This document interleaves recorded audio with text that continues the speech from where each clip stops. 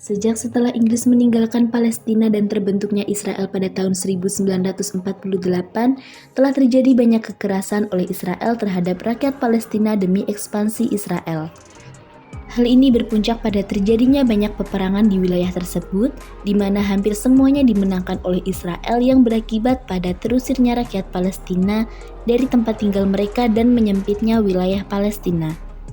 Indonesia yang merdeka pada tahun 1945 dengan ideologi Pancasilanya memiliki rasa solidaritas dan simpati yang kuat dengan rakyat Palestina.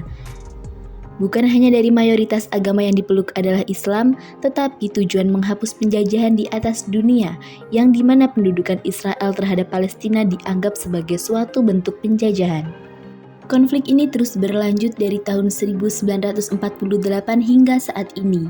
Indonesia selalu menyuarakan dukungannya untuk kemerdekaan dan hak asasi rakyat Palestina, sementara terus terang mengecam pendudukan dan kekejaman Israel.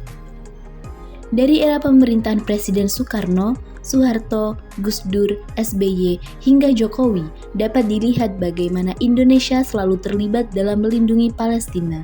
Hal ini memuncak pada tahun 2023 ketika perang meletus sekali lagi antara Israel dan militan Hamas yang mengakibatkan korban sipil Palestina berjatuhan di Gaza.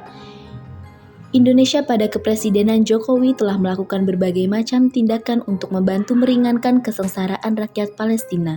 Sementara itu, usaha diplomasi untuk menghentikan perang dan kemerdekaan penuh Palestina melalui peresmian keanggotaan PBB terus dilakukan hingga saat ini. Adapun langkah-langkah yang diambil oleh pemerintah Indonesia dalam menyuarakan suara Palestina diimplementasikan dalam politik luar negerinya. Langkah-langkah yang telah dijalankan antara lain, Indonesia telah mengirimkan bantuan-bantuan berupa 900 unit parasut yang memuat makanan, obat-obatan, peralatan kesehatan, dan sejenisnya dari pemerintah Indonesia untuk rakyat Palestina di Gaza yang diangkut oleh pesawat Super Hercules C-130J TNI Angkatan Udara. Walaupun Indonesia tidak dapat berpartisipasi dalam proses gugatan yang diajukan Afrika Selatan, Indonesia tetap berupaya berpartisipasi sesuai koridor yang ada.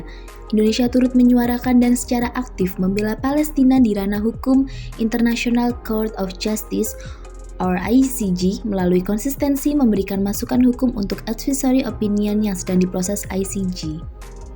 Indonesia telah mengirimkan kapal bantu rumah sakit milik TNI Angkatan Laut KRI Rajiman Wedyodiningrat 992 yang memuat bantuan berupa makanan, selimut, pakaian, perlengkapan bayi, pakaian wanita, susu, tenda lapangan, perlengkapan kebersihan, air mineral, hingga perlengkapan ibadah dengan membawa 214 personel yang tergabung dalam Satgas Muhibah.